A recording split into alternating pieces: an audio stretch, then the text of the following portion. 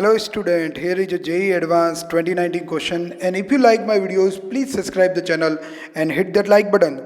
Consider a spherical gaseous cloud of mass density rho r in free space where r is radial distance from its center. The gaseous cloud is made of particles of equal mass m moving in circular orbit about the common center with same kinetic energy k. The force acting on particle is their mutual gravitational force. If rho of r is constant in time, the particle number density, that is the concentration, is given by. तो हमारे पास ये option है और जिसमें देखते हैं kinetic energy की terms में ऑप्शन है, तो हमको एक चीज़ समझनी पड़ेगी यहाँ पे कि काइनेटिक एनर्जी कांस्टेंट है, तो अपन बोल सकते हैं सब पार्टिकल के लिए हाफ एम वी स्क्वायर जो है सेम है। तो हम एक पार्टिकल अज्यूम कर रहे हैं पर्टिकुलर जिसका मास तो क्वेश्चन में गिवन है एम है और जो आर रेडियस के सर्कल में वी स्पीड से घूम रहा है। तो ऐसे में अपन को पता है इसको सर्कुलर पाथ में घूमना है, तो there must be a centripetal force. ठीक है ना, ये सेंट्रीपिटल फोर्स बेसिकली एक रिक्वायरमेंट है कि किसी पार्टिकल जिसका मास एम है उसको आर रेडियस के सर्कल में वी स्पीड से घूमना है, तो there must be a force having the magnitude M V square upon R acting towards centre. और यहाँ पे एक क्वेश्चन बोल रहा है वो फोर्स जो है हमारा वो ग्रेविटेशनल फोर्स है।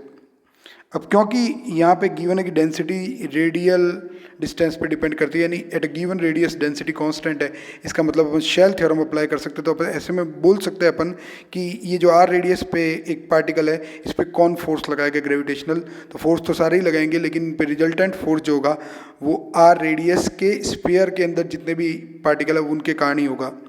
तो सेंट्रीपिटल फोर्स अपन लिख देते हैं M V square by R, और ग्रेविटेशनल फोर्स अपने पास हो जाएगा जी और एम, और फिर इस आर रेडियस के अंदर जितना मास है एम आर लिख देते उसको upon are square.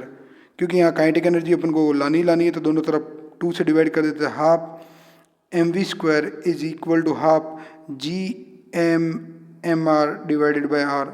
Left hand side में काइनेटिक एनर्जी है, काइनेटिक एनर्जी और 2r लेफ्ट में चला जाएगा, 2r divided by G M is equal to M R. अब आप देखेंगे अगेन एम आर क्या है, तो एम आर आर रेडियस के स्पेयर के अंदर जितना मास है वो है।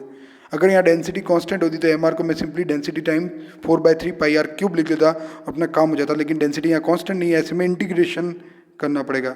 2kr by G M is equal to integration, suppose अपन सेंटर से x डिस्टेंस पे एक पतला सा इनफाइनेटिसिमल स्मॉल विड्थ का स्फेरिकल शेल अज्यूम करें जिसकी जो हमारे पास विड्थ है वो dx है।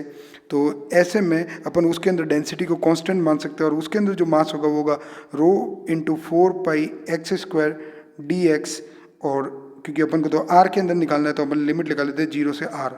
अब यहाँ पे अपन लगा दे फंडामेंटल थ्योरम ऑफ कैलकुलस, जो अपन को बोलते हैं कि यहाँ पे अपने पास एक फंक्शन हो सपोज एफ आर, और यहाँ पे कोई भी कांस्टेंट से आर लिमिट हो, और यहाँ पे कोई फंक्शन हो जो टाइम का हो सकता है, एक्स का हो सकता है, जैसे यहाँ एक्स का है तो अपन एक्स का लिख देते हैं।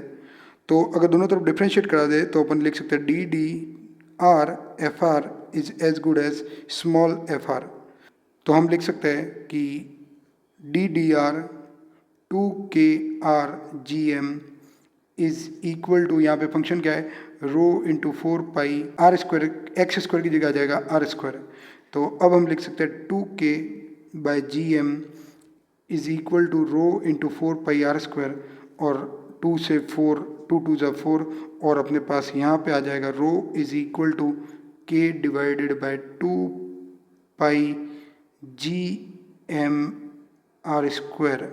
ये रो की वैल्यू है। अगर अपन को नंबर डेंसिटी निकालनी है तो क्वेश्चन में गिवन है कि जो नंबर डेंसिटी है उसको निकालना है, तो रो को आप m से डिवाइड कर दीजिए, ऐसे में आ जाएगा k divided by 2π G M square R square, k upon 2π r square M square ji.